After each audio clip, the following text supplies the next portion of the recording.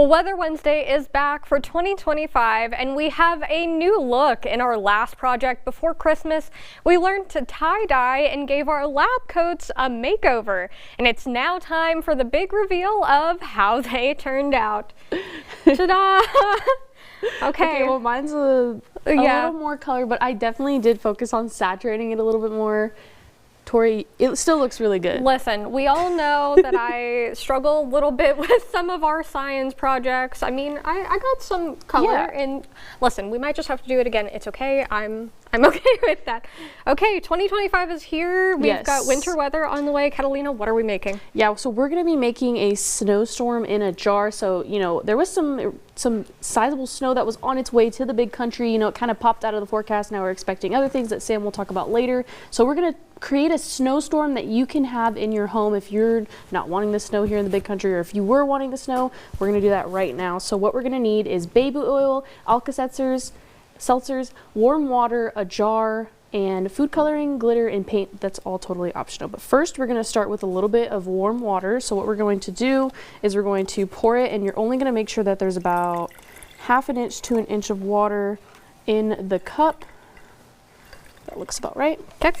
And then you're going to get your paint, and you're just going to squeeze about a tablespoon or so just a couple of drops. But you don't have to stir it. You can just let it sit in the jar. And next, you're going to take your baby oil, and you're going to want to use a lot of baby oil for this. You're just going to pour it. Here, I'll just wait and use yours. Oh, a lot of baby oil. Okay, yes, never mind. We will be using this one. Oil. So okay. You can pour some in yours. I need some water to top mine off. Okay, maybe use some parental help. Here, I'll let you finish yours. Thank you. So you're going to want to put about up to the top. Okay. And then everything is going to begin to settle is what you want. And then here you can add some glitter. And then even some food coloring. I'm going to opt out on the food coloring today, but it is something that you can use. Looks about right. So then you notice that the oil and the water begins to separate because their molecules can't bond together. So once everything has settled, we're going to go ahead and take our Alka-Seltzer, and we're going to break it up into about 4 pieces. Okay. And you can just get these at Walmart or at your local grocery store for a couple dollars. You know, I think I'm going to add a little bit of food coloring just to make it look a little bit different. We'll just do... But you notice the food coloring is going to immediately go towards the bottom because it is water-based. Okay. So nothing will really stick with the oil except for the glitter. So now this is whenever the magic is about to happen. So... Okay, I'm going to watch you first. You're literally just going to drop it in. Okay. And then it's going to begin... Okay, so this is kind of like a reverse snowstorm a little bit. Yeah, but like from the bottom.